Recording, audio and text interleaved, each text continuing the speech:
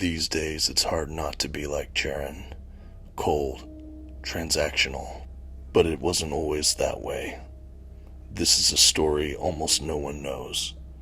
The story of the real first ferryman. Today on the Comic Book Report, Nocterra, Volume 3, No Breaks. Stick around and check it out.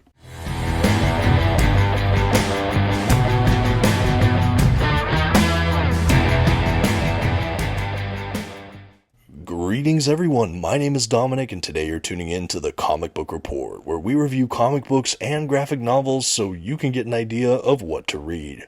And today I'm back in the world of Scott Snyder and Tony S. Daniels' Nocterra from Image Comics.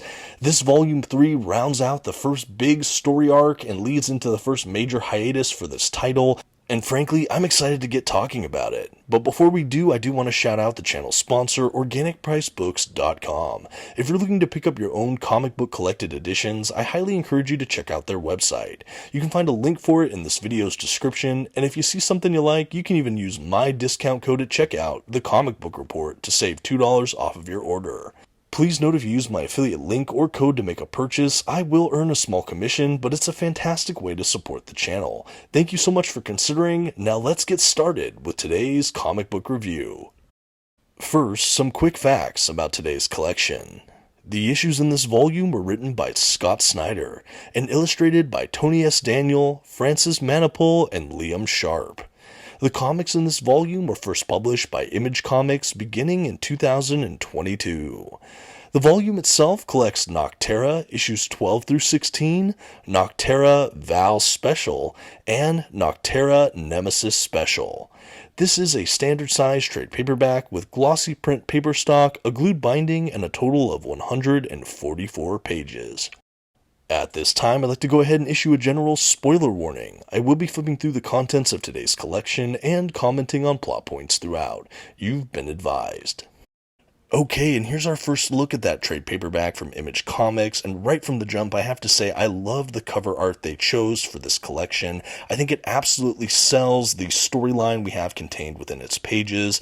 A really good resolution to this first major story arc for Nocterra. Could this be the end of the series? Perhaps. I believe the creators have said that they do plan to return for a next era in storytelling in this universe after a hiatus, but I guess time will tell. The spine as well is really in maintaining with the previous entries, which I love to see the kind of visual continuity there. No real surprises. Like I said, this is the Volume 3, so it picks up right after the events of Volume 2. No real surprises there. The back cover as well, visually continuous with the previous trade paperbacks, but I love the kind of teal looking color with the black.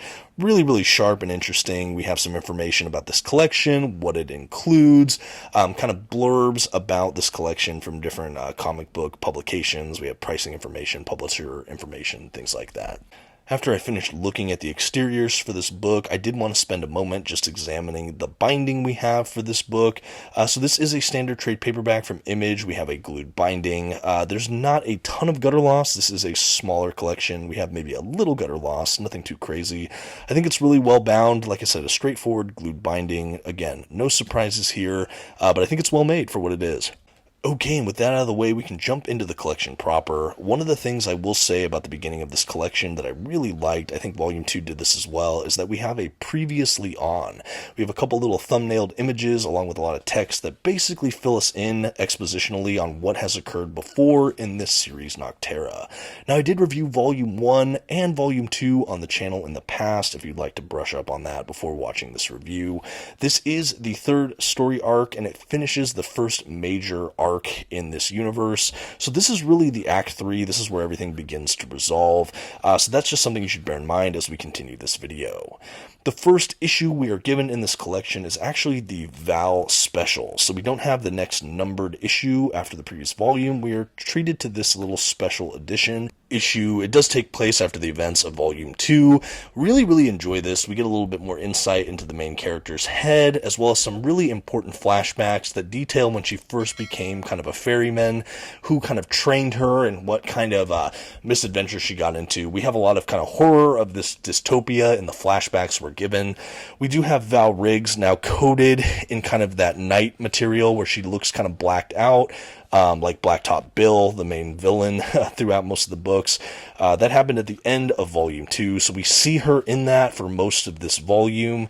Anyway, so that's the Val special. It's really, really fun, and then after that, it picks up with issue 12, and we're off to the races. Basically, the rest of Sundog Company, the kind of travelers or remaining ferrymen, all believe Val is dead after what happened at the facility in the last issue. And we basically, from here on out, we're treated as if Emery, Val's brother, is kind of the main character of the series. All of the main narration, exposition, and honestly, to a certain degree, character development is all for the person of Emery in this volume.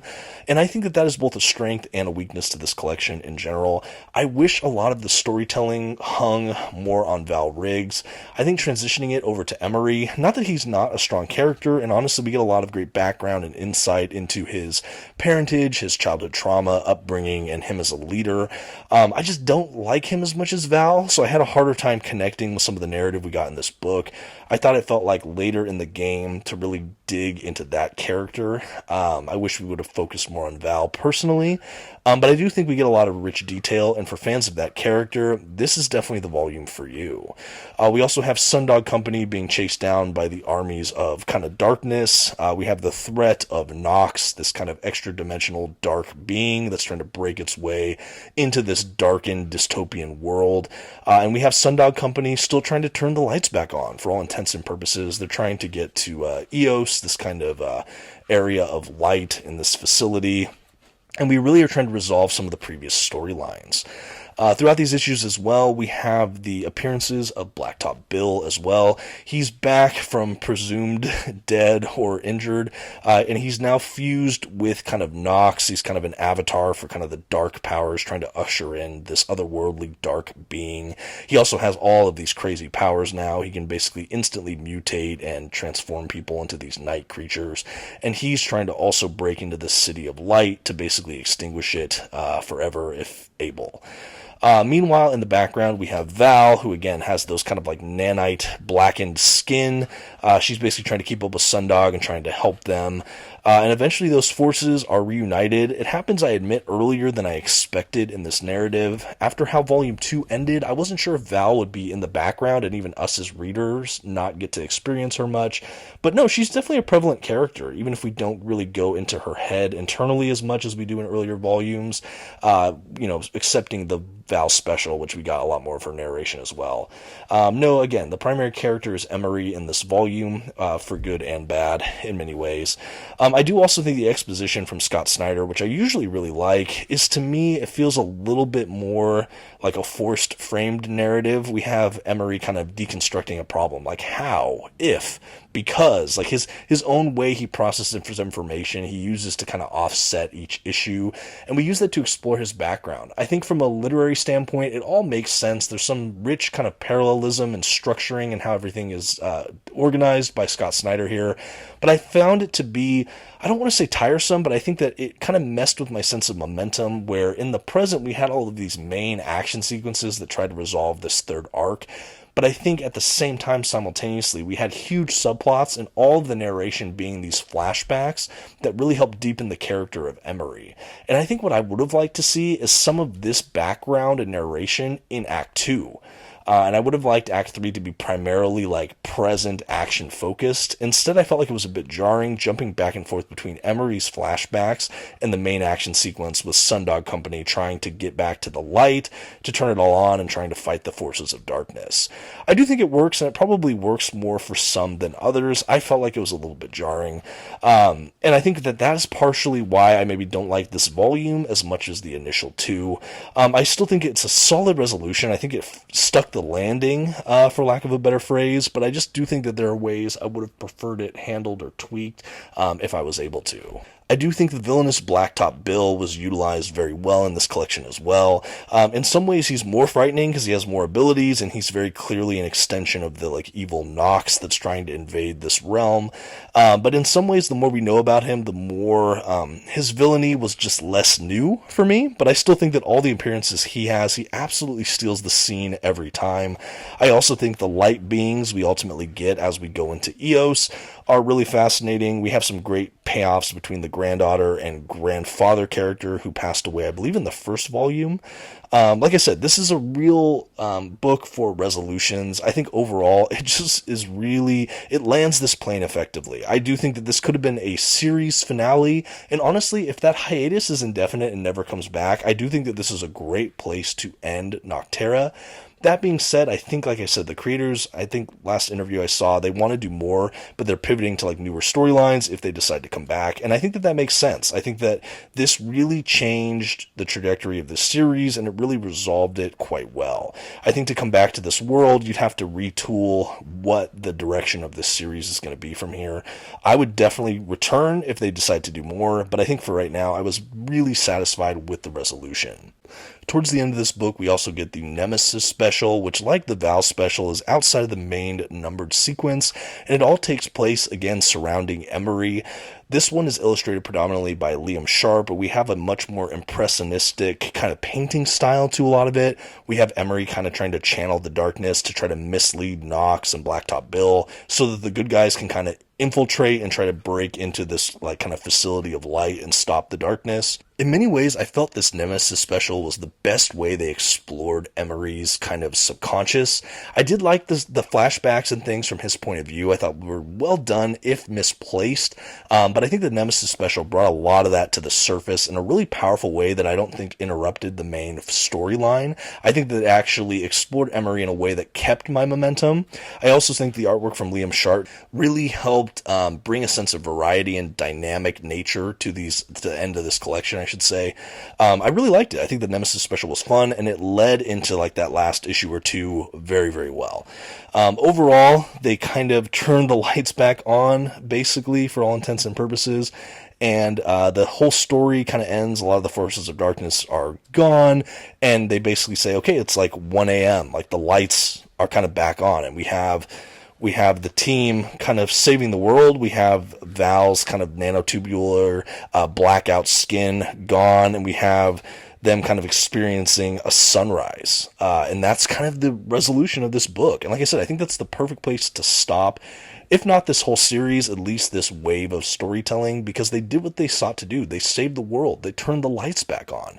Is it as simple as we think? I don't know. Maybe that's for future storylines to unpack. But for right now, I feel like, again, it's a perfect resolution that resolves all of the main storylines.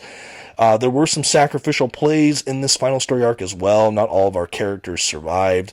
I'll try not to spoil too much of that auditorially so that people that are enjoying the series can still enjoy it. Going over to the art, I do think that the art in this volume was really strong. I like that we got a couple different artists like Francis Manapul and Liam Sharp showing up a little bit here and there for these issues. I think that also lent to the kind of variety and broadness of this collection. I think including the two specials along with the numbered issues, it just made this paperback feel largest of all of them. I also really love the continued beautiful work from Tony S. Daniel. I think the 1-2 punch from those main creators, Scott Snyder and Tony S. Daniel, has really sold this series for me, and I think that they are in top form here as well. The art just never suffers in this series from beginning, middle to end, and I think that that's one of the reasons this really stands out to me in general. I also love the premise. I like this dark dystopian playground. I think the villains are very well defined. I think Blacktop Bill is chilling and amazing, and he feels at home in like a Stephen King novel, which is one of the best compliments I can give a villain like this. I just think this story really works, and I do think that even though I would have preferred if the main narration stuck to Val, I do think that what we learned about Emery as a character was still really great. I just think, again, overall, it did mess with my momentum with that final kind of action-packed resolution, but overall, this was still a really fun read. I also don't know if I suffered by waiting too long between Volume 2 to start Volume 3. Again, the previously on is helpful, but now that I have all three of these volumes, I am kind of interested in doing a back-to-back-to-back reread of Volumes 1 through 3. But yeah, this is a great series. Would love to see an oversized hardcover of this all collected at some point. I'm sure it'll be coming. But right now, what we got, it's honestly pretty great. At the back of the collection as well, we have kind of a cover art gallery, a couple of extras. Always really nice to see in a collection like this. You can see those cover arts right here, some behind the scenes images and stuff like that. Again, with an incredible artist attached to this book, I love just seeing the different cover arts we got, variant covers, and even just the sketches and kind of the character models we get. It's a real treat. I think especially with a paperback, you never really know if you're going to get a ton of extras, but I think the series has always done a great job, at least giving us the covers, but sometimes giving us a little bit more. And now that we're done with the book, I just want to show the Volume 3 alongside the Volume 1 and 2 paperback, just so you could see everything at a glance. Like I said, I think these are all beautifully made paperbacks. They really care about the consistency between the volumes here. I think even going down to the spines, I just think everything looks phenomenal on the bookcase. Again, would love to see this in an oversized hardcover eventually, but for right now, really love these paperbacks. Here's one final look at the trade paperback series of Nocterra at the time of the recording. Again, really happy to see a really fantastic resolution to this story arc here. Even if not everything in this volume hit for me, I do think it landed the plane successfully, as I said earlier. And now I think all that's left to do is to give this collection a grade. For the last arc within this first phase of Nocterra storytelling, the Comic Book Report is going to give Nocterra Volume 3 No Breaks a B-. While I do think that this collection is still an above average read, and I do think that the storyline was resolved really well, I think that the journey in this last act was maybe not what I thought. Momentum wise, I do feel like we went really back and forth between the present action and the history of Emery. While a fascinating character in his own right, I do think that the shift to him as the primary character did throw me out of the storytelling a bit. I frankly just missed Val a little bit. But overall, it was still a really fun read. I highly recommend it. I do again think it was above average, and overall, as a series of all three paperbacks, I would grade the series much higher. But anyway, that's Nocterra Volume 3. Let me know what you think in the comments. Did I miss the boat here? Do you agree? Have you even read this yet? Let me know all of that in the comments, and thank you so much for watching. Until next time, this has been the Comic Book Report. Please don't forget to leave your like, your comment, and maybe check out another one of my videos on the way out. Thank you so much, and have a good one.